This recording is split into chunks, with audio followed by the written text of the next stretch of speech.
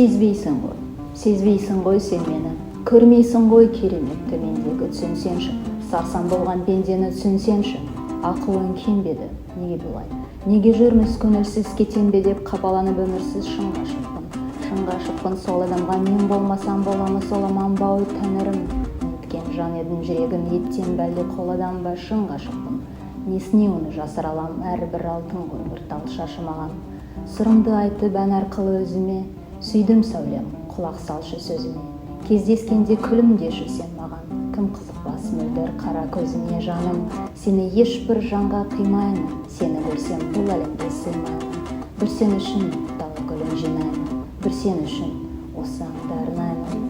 Жүрегің тастан ба әлде мұздан ба еді, әлде менен жақын бір жан бар ма еді?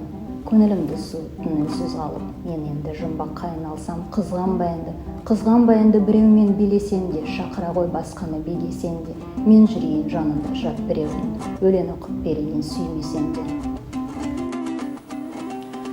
Таныс өлке, таныс аймақ, таныс маң, анау жерде құрбылармен алысқам, анау жерде құрбы жанмен танысқам.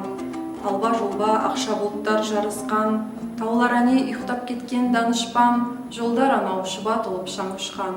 Таныс өлке, таныс аймақ, таныс маң, шабындықтар, егістіктер, тоғайлар, төбелердің төбесінде көк айдар, ақсағыммен араласып алылыққа, сағым болып бара жатыр көп ойлар.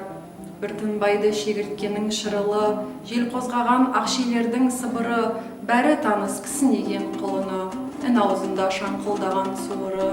Айналайын, атамекен, ақмекен, қандай қазақ іздеп сені тапты екен, туған өлке тәтті екен ғой тәтті екен. Осы челленджді жалғастыруды Қазақстанның Германиядағы елшілігіндегі әріптестерімізге тапсырамыз.